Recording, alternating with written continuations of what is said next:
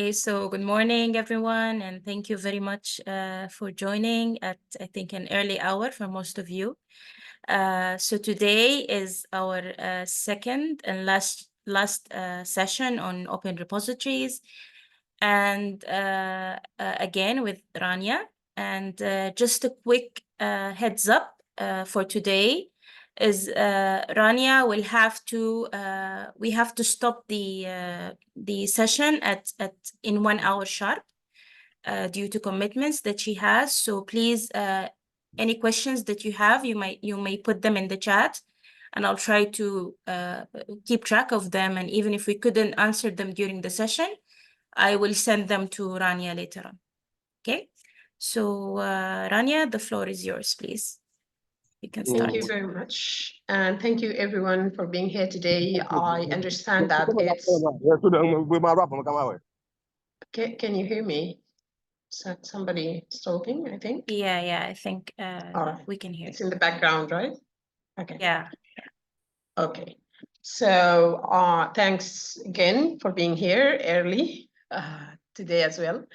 And today, I'll take you through some more research, assessment, and tools, because I realized that a lot of you were so interested in that aspect from the last sessions. So can you see my screen now with the tree and research assessment tools, open repository examples? Okay, so I will go on. Thank you. So I'll take you through that part, and I will take you through more examples about of open repositories and registries if you're interested in like creating your own institutional repository. Where can you register that repository? And it's important to register them. And finally, I will give you the links to the course I've already promised in my first session, which is about increasing awareness of predatory academic practices. And it's a course that was developed by the Sudanese National Academy of Sciences, the University of Khartoum, and the University of Bahri. All are Sudanese institutions based in Khartoum. So first of all, I would take you to the presentation,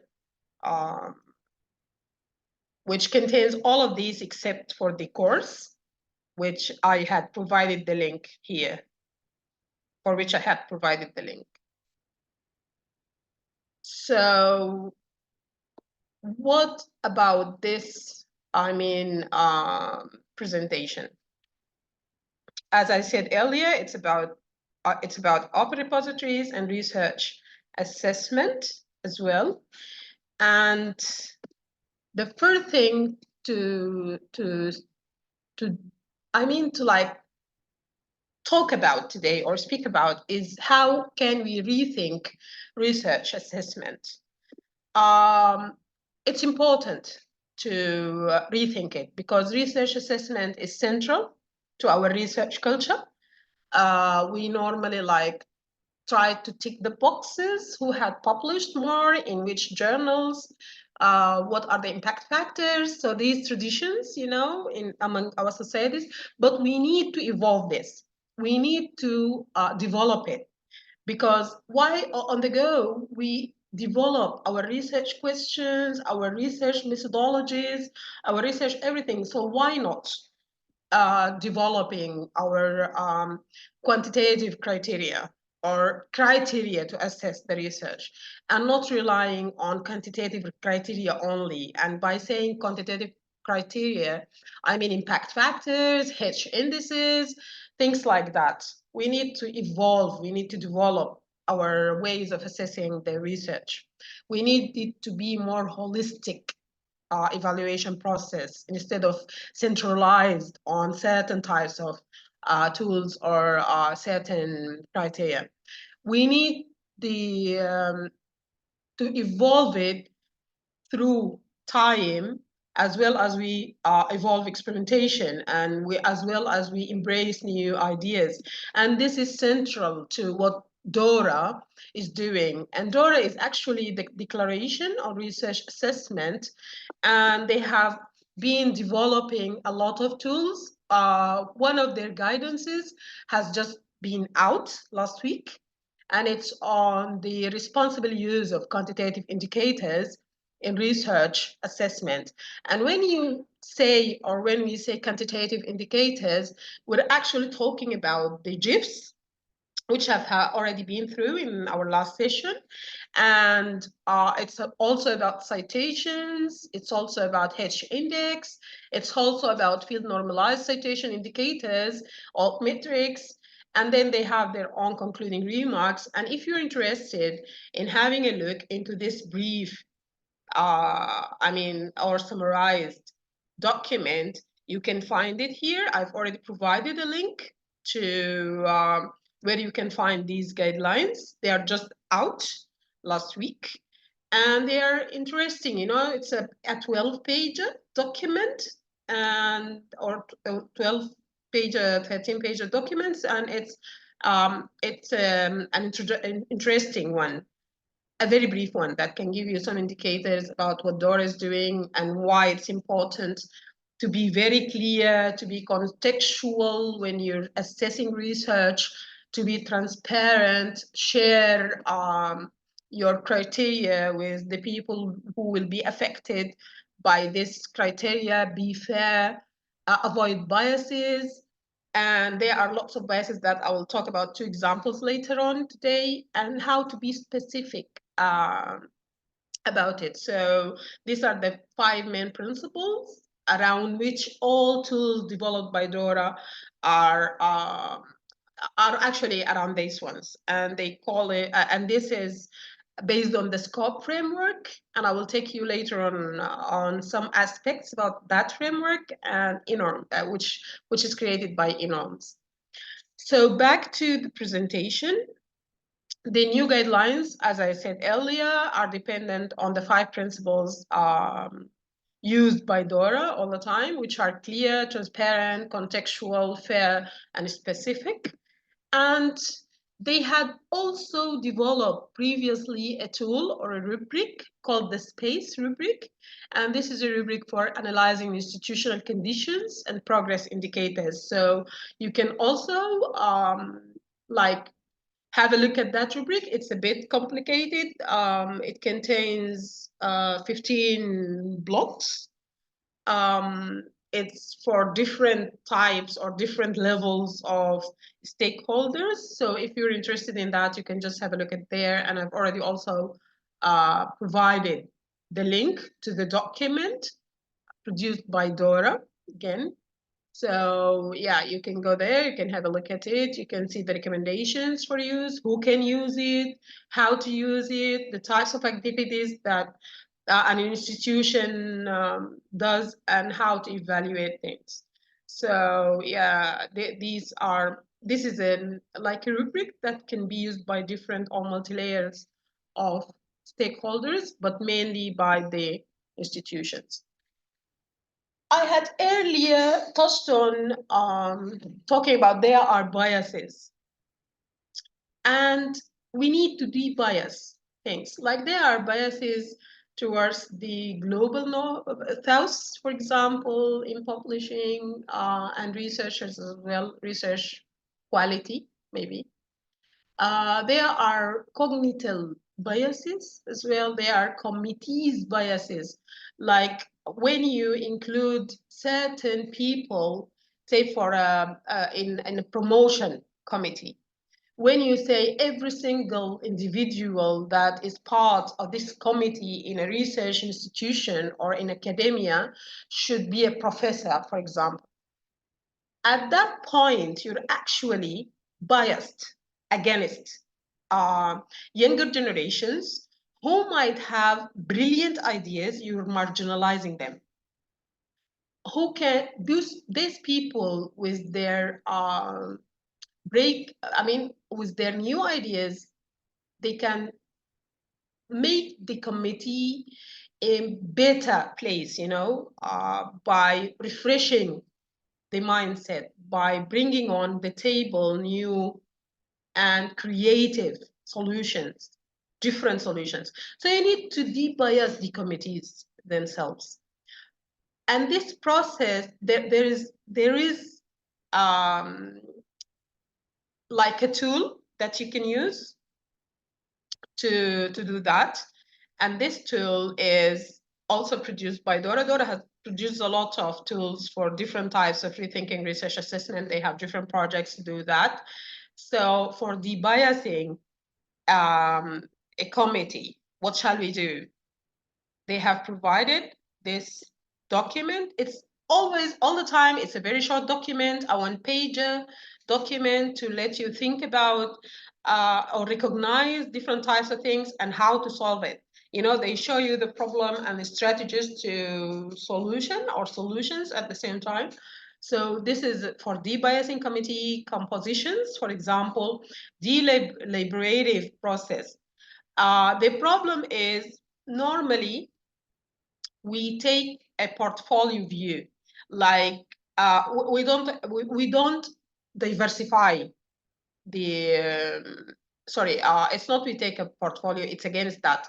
We normally have like either or, like two Keynesian tendencies, like we don't represent a lot of the population we're serving, if that may make sense.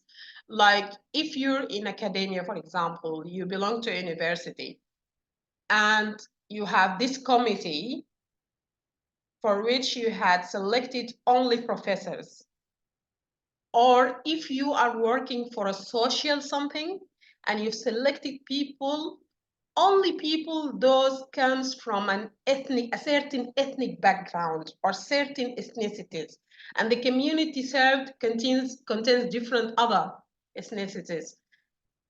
And then you thought, okay, I'm fair enough because I added two people with different backgrounds. Like, okay, this committee is exclusively professors, but I added an associate professor and a lecturer or an assistant professor. Or I added a member from the union, the students' union. Okay, so I'm good here. This is tokenism. You're actually biased against that community. You know, you need to have or to make diverse representations, less like a quota. Don't say I'll have two members from that ethnicity and that's it. No, that doesn't work. This is not fair. This is too Keynesism. You need to take a portfolio view. You need to diversify across characteristics to support a range of perspectives. You need also to connect committees, compositions to outcomes. And this happens by representation of those who will be affected. So if you're doing something that will affect, say, for example, the laborers in the community, in your community, your academic community, and you're taking this decision by inviting a committee composed of head departments only. This is bias against the other people. If you bring on board with you the guy who cleans the lecture rooms, the lady who makes the food in the canteen, and others representing this section of your community, then you are looking at a bigger picture, and then you can solve issues otherwise unseen, you know, because they bring a fresh perspective, they bring fresh ideas, they bring fresh context you didn't have earlier. So by doing that, you're actually solving a problem. And you need to be extremely transparent, because when you're transparent, people trust you. Otherwise, people will like doesn't understand what's going on behind the scenes. You might take decisions that may affect them, and they don't have a say in it, and that might just blow whatever you're doing. You need to expand the sense of what's possible. Like traditionally and historically, we have norms, like this should be done that way, okay? Not vice versa, not the other way around. And sticking to traditional norms or historical norms actually is biased. We need to look into other ways to do things, to look at how we can do the same thing with different ways, and that will help us a lot. So you need to ask questions, you need to find different answers, and you need to conduct and document everything. You need to make all votes count. Everybody should be on board. Every vote counts. Every one matters. You need to use structure to avoid or pre-void consistency. You need to think downstream as well, and this improves the diversity through hiring. And you need to identify the bias at the system level systematically. You need to know where you are biased at your institutions and try to fix it. Try to think or brainstorm with others in your community and involve everyone. That will be better and easier. Another bias or systematic biases are the unintended cognitive ones, because what I've already explored with you in the previous slide is an intended bias, okay? Because we say, okay, this committee should be composed of these people and that's it, it's intended. But the cognitive biases are unintended, and we need to know about them. We need to address them. We need to find the strategies and answers and to develop conditions that reduces biases in our institutions. DORA has also conducted a research, and they found that there are 7 personal biases that can influence hiring, promotion, and tenure decisions. And just think about it. I'm actually not aware about whether all of you are from academia or researchers or your backgrounds, but just think about it in your own community, in your own institution. Who get promoted first? Who get more funding from abroad? Okay, these are biases. Some of them are there because the researcher has published a lot of papers in impact factor, high impact factor journals, because he knows this guy or that lady who works in, say, in Europe, and they have contacts with them. They started this collaboration team, and then they got published more easier than you in, say, PLOS ONE or wherever. I mean, prestigious journal, even open access journals, some of them are prestigious like PLOS. So there are biases. So this guy or this lady will get promoted easier than you, than the other one, and they will get more chances to get hired in a different institution. They will be more access to teach and carry on research because their names have been linked to getting funding or more funding. Okay, does that make sense for you? So these are biases.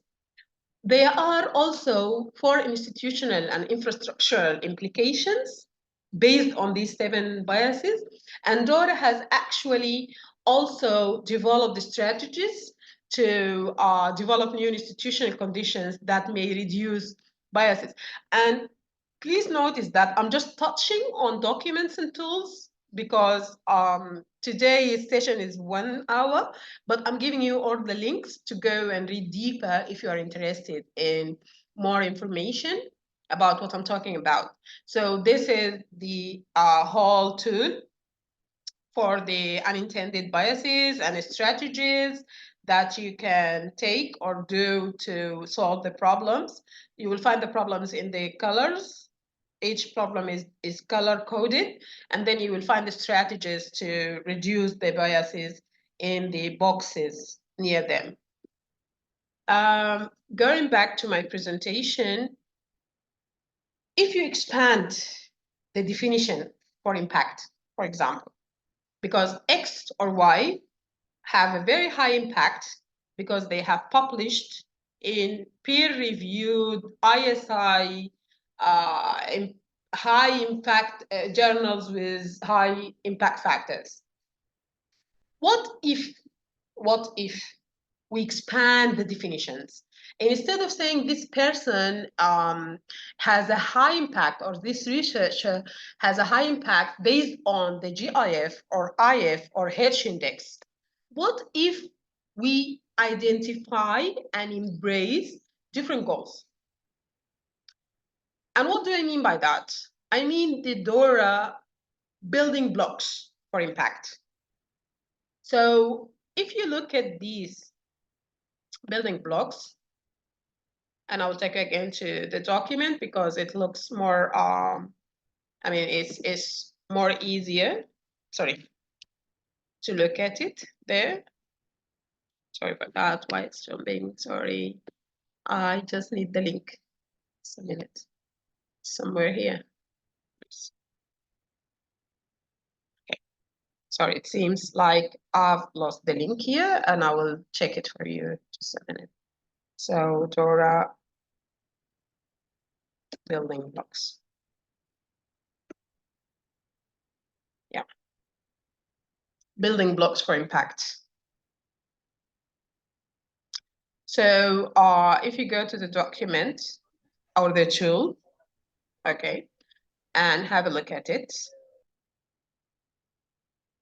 then you can see a scale of influence here and new audiences going this way, okay, the arrows. So if you're an expert in your field, your audience is actually your colleagues, okay, or your peers all over the globe. And how you contribute to the knowledge here, you directly contribute through publishing journal articles and presenting in conferences and sharing databases, software, or products. This is the baseline. This is grade 0 or the grassroots, level. Okay, so you're a disciplinary or field the audience is your field specific, and your impact is direct. If you build on that a little bit, traditionally speaking, okay, so you collaborate with others, you take advisory roles through partnerships or shepherding others' work, supervising other works, mentoring and advising, and teaching. That's the block number 2. You're moving a little bit higher in the impact assessment or your impact influence, the scale, but you're still using traditional ways, traditional rules, okay, or routes. If you magnify your scale of influence a little bit by taking leadership roles, and who gets into leadership roles? It depends, really. If you are in certain countries, it depends on your activism, on your inputs, your intellectual outputs, your leadership characteristics. You get selected to take a leadership role. In other countries, it might be a corrupted, biased criteria, right? So you take leadership roles in disciplinary societies or editorial boards. You have transformative methodological advances. You scale up. Your impact scale is up, is magnitude. And then you've got a significant reach, scope, or stature. You're a brilliant person in your field. And all these building blocks are actually within the traditional, normalized, historical scale of influence. So if we moved a little bit to the right, when we're talking about new audiences, then you will find institutions or broader academic institutions or broader academic settings, the people who train or take the lead on letting others know about open science, training them, open data, open access, know about preprints, use preprints, asynchronous education. You're still at the grassroots, but you have moved a little bit to new audience, and then you are still a direct contributor, okay? But you moved from the traditional impact pathway. Moving upwards in the scale, you lead research of interdisciplinary aspects. You collaborate with others, you carry on peer reviewing, you conduct conferences, presentations, you collaborate, you advise, you have an advisory role. You have broadened the audience. You're still level 2 of impact, but you had broadened the audience. You're grasping both worlds. You're talking to people who believe in openness, open science and everything. And at the same time, you're a researcher, you're known in your discipline, you're doing a lot of great things there. And then you can move a little bit up the scale of influence by being or taking advisory roles for policy development, for example. You can contribute to institutional policies, for example, in inclusion, equality, diversity, and these are abbreviated DEI. Okay? Another type of achievement or another impact that you can be part of is to move on to new audience, a completely new audience by, like, for example, write citizen science books, okay, popular press books, publications, writing articles for social media, altmetric profiles. For example, you're moving in the same direction. I mean, it's still direct contribution, but you have completely new audience. You have all the globe to listen because you're sharing, say, for example, your ideas in LinkedIn or Twitter, X, or in Facebook or wherever. So you're broadening the audience. And again, you can move up with the scale by collaborating with the industry. And I know this doesn't apply to all research, disciplines, but for some of us, they can contribute to the industry. So you have moved the scale a little bit up. And finally, you can be like a real world, societal or cultural patient, community, environmental, or economic impact. You can have impact, such as the researcher named Karikos. She was working on messenger RNA immunogenicity, and whenever she submitted an article to any journal or wrote a proposal for funders, she get rejected. Okay, but her work came to be a key research when the COVID-19 vaccines were developed, you know. So being rejected doesn't mean that your work is not sufficient or not good enough. Okay, so it has nothing to do with that. It has to do with other things. Moving on to, so moving on, these are how the blocks looks. If you pursue traditional paths of deep specialization, this is how your impact will move.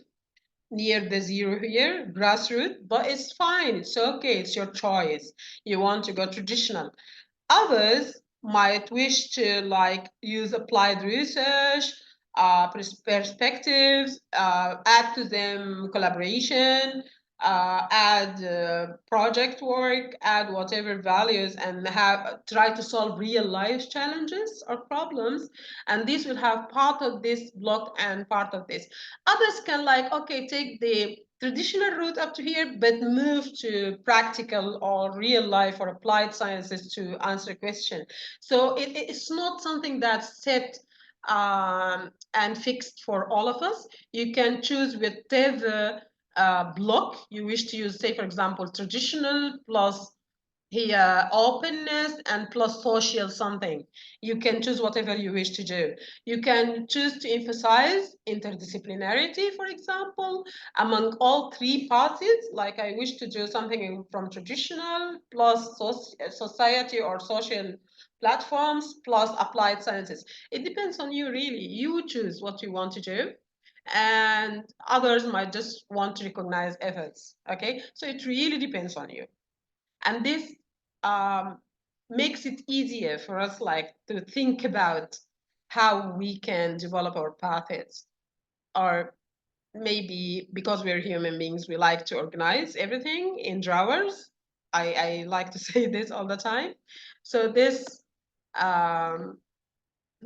building blocks for impact might help you to understand what you're doing exactly. Where are you exactly in this scale of influence, what to choose, where to go from here. So moving on to another checklist. This is devised or developed for funders and for research evaluators, for others. It's not for us as researchers. But it's like we're saying to them, please be balanced, responsible, broad. And this is a practical guide for research evaluators, also developed by DORA. You will find the majority of tools presented here are developed by DORA. This checklist contains 6 practical suggestions, and there is a video as well. I'm not going to go through it in details, but if you click on it, it will take you to the original document. And in the next slide, you can watch a video as well on YouTube on this guidelines, so you can have an idea about what it's talking about. Other tools developed by DORA can be found in this link in the up there. And there is a project called TARA, and this project is for tools about for research assessment. You can find the link here if you're interested in knowing more about Project TARA. So there are 2 or 3 tools that you can have a look at. I have already been through them in a hurry. There are others working towards the same thing, like advancing research assessment tools and criteria that we can use. And one of them is the Coalition for Advancing Research Assessment, COARA. And their vision is that the assessment of researchers, and research organizations should recognize the diverse outputs, practices, and activities, okay? And that it should maximize the quality and impact of the output itself. And you can find more about it here in this link and more resources here as well. But the most important thing when I looked at the agreement on reforming research assessment by them is that we need to abandon the inappropriate uses in research assessment of the GIFs and the H index and others. So we need to implement different and more fair tools to assess the researchers and their output. I had already told you that I will take you through a little bit about SCOPE, the SCOPE framework for research evaluation. And it's produced by INOMS, and it's a 5-stage model of evaluating responsibility. It's a practical step-by-step process designed to help research managers or anyone involved in conducting research evaluations or planning new evaluations or check existing evaluations. And SCOPE is actually an acronym. It stands for standard. It stands for start with what you value, C for context considerations, O for options for evaluating, P for probe deeply, and E for evaluate your evaluation itself. Okay, so you don't just stop by evaluating others, you need to evaluate your evaluation. And you can have or know more about the principles if you click here. This is an interactive part of the document.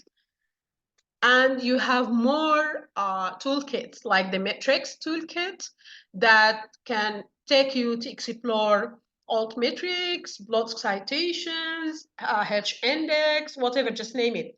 Goodreads, if you read books in Goodreads as well.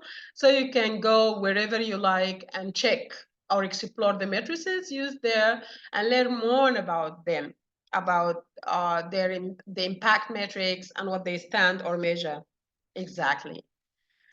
Now I will take you to more examples of repositories, and one of them is Figshare, and I will not go to the websites, okay? But all of these links are active, and I will send it to you to have a look.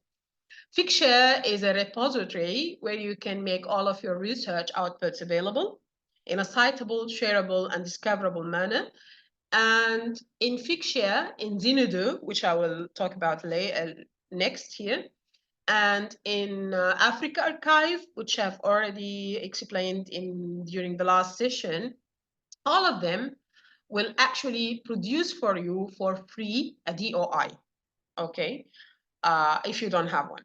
So you can use any of them to produce your own DOI for a document, for a preprint, for a presentation that you wanted to upload for open access for others, because it's an effort that should be recognized. You have spent time preparing the presentation and you need to put it online, for example, but you don't have a DOI.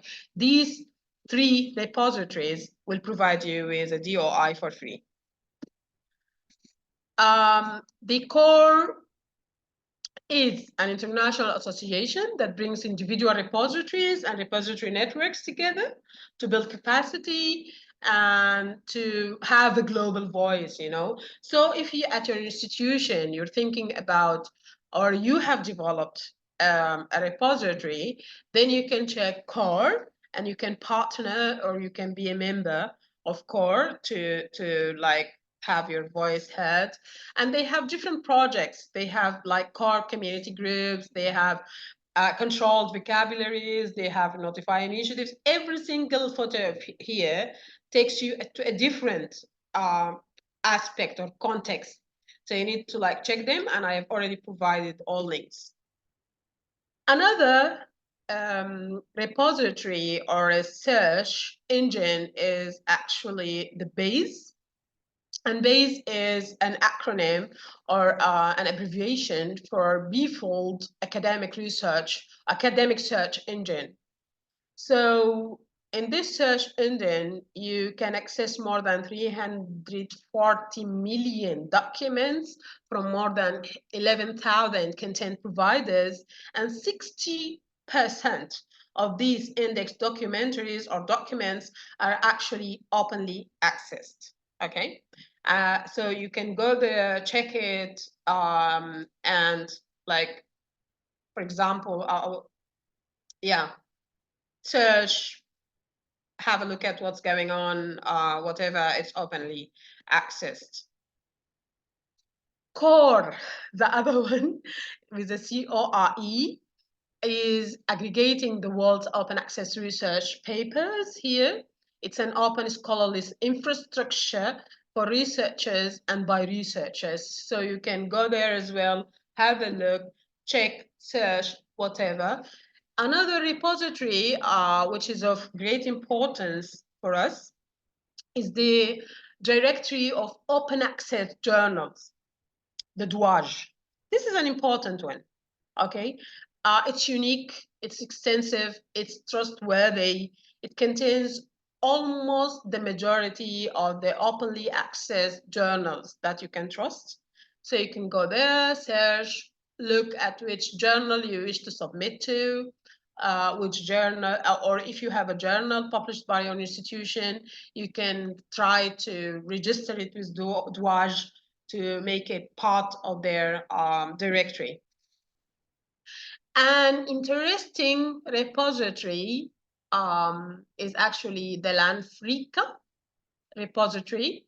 And this one is actually a catalog or links African language resources in order to mitigate the difficulty encountered in discovering African works.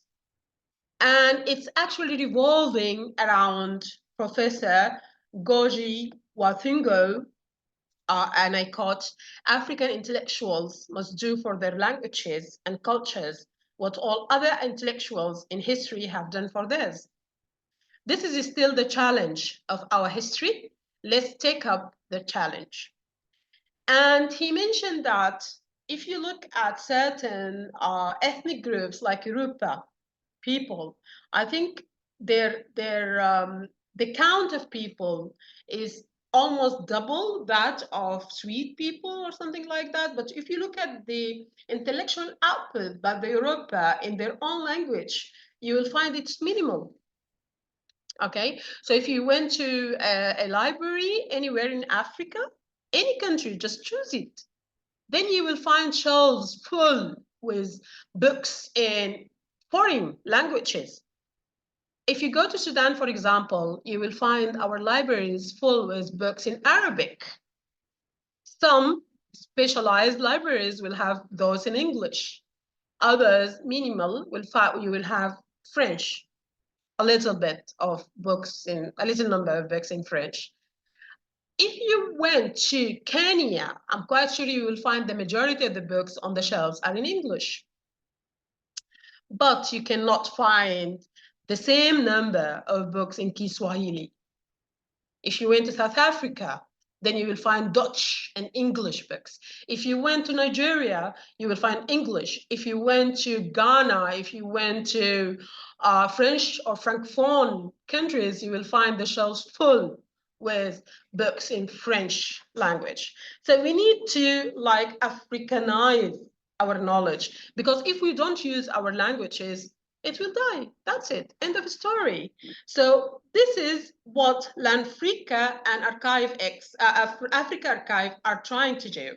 Both repositories are trying to, or try to search in African languages and to deposit as well in African languages.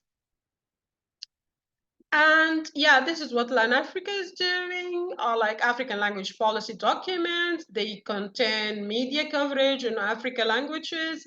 It contains publications on sociology, legal politics, and other. They contain linguistic publications, just name it, African data sets, whatever. So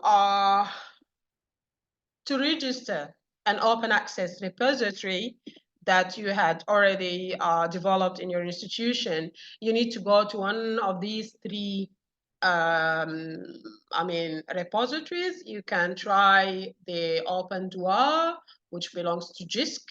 Yeah, it's the same. Okay, or you can try the registry of Open Access Repository, ROR or OAR. And yeah, I think, yeah, we can have a look at that. Like there are e-prints, you can go there, you can explore which repositories are there, whether it's thesis, journal, research institution, or whatever. What type of software does it use? Because there are lots and lots of platforms and softwares available for you to choose from, or whether you can browse as well by countries, and the number in between brackets is actually the number of repositories registered. So if you look here, you can find that, say, for example, if you look at Belgium, you have 37 repositories. If you look at African countries, then the numbers are minimal. It's not as the others. Like in Egypt, one of the best countries, Egypt and South Africa, they contain 12 only in Egypt. If we search, say, for Zimbabwe, it contains 12. If you go to like Sudan, we have 13 only. South Africa, 53. South Africa is actually leading the way in open access in the world as well. So this is just an example or a taster of what's going on here. And you can check more. I mean, if you go to the links I'm providing, you can know more about the number of repositories. And I would like to finish by quoting Antonio Mercado, who said that traveler, there is no path. The path is made by walking, and we need to walk it, and we need to walk it together. So yeah, thank you very much for having me during the last 4 sessions. And yeah, the floor is yours. Any questions, comments? Thank you. Thank you, Rania. This was amazing as usual. And yeah, I think what you ended up with is very important because we do need to walk the walk. So just to be mindful of the time, we have one question from Paul. Okay. Yeah. Okay, Paul, go ahead. Yes, thank you very much for this fascinating lecture this morning, and I've listened with keen interest to all this. But then I want to ask, as researchers, we have articles that we've published in different journals, and in keeping our intellectual property in Africa, I just want to ask, is it possible for us to submit public journals in most especially the African repositories? That's my question. May you just Is it possible? elaborate? Is it possible to what? Is it possible after publishing articles in different journals, can we still submit it to repositories in Africa, like Africa Archive and Definitely, yes. Land Africa? You said? Definitely, yes. It depends only on the obligations. Like if your funder have obligations, or if the publisher, say for example, you published with a North, say for example, you published with Biomed Central, okay? They have their own policies. Like you can submit this draft, like version 1 or version 2 of your publication to your institution repository or to Africa Archive or to wherever. But the final document should not be submitted to any repository. So you need to check the policy or the obligations of the publisher and the funder. If it says okay, then you can definitely submit it to Africa Archive, because Africa Archive, yes, because Africa Archive is collecting all scientific documents, or all documents produced by Africans about Africa, or by non-Africans about Africa. So, or by whoever. It just has to be about Africa, okay, or by Africans. So you can definitely do that. Sometimes you do research. You want to say something more? Not really, I'm just thanking. You're welcome. You're welcome, definitely. Thank you, Paul, for the very important question. So I think, as Rania said, you have to be mindful of the policies of the publishers, so that you don't get into any trouble or break any rules. Exactly. Yeah. So is there any other question? We have about 5 minutes or less. Less. Yeah, less than 5 minutes. Sorry for that. I'm so sorry for today. Fridays are a bit hectic here. Yeah, no worries about that. Yeah. So I don't see any questions. So I think we could end the session. And again, thank you, Rania, very much. Every session has been as amazing as the session before it. And we really look forward to seeing you in level 2, inshallah. Inshallah. Thank you very much for having me, and sorry for waking you up, guys. I know it's very early. Yeah, especially in West Africa. So yeah. Yeah. Thank you for having me here. No worries. Thank you. Thank you. Okay. Thank you. Bye-bye. Bye. Thank you, Take care. everyone. And have a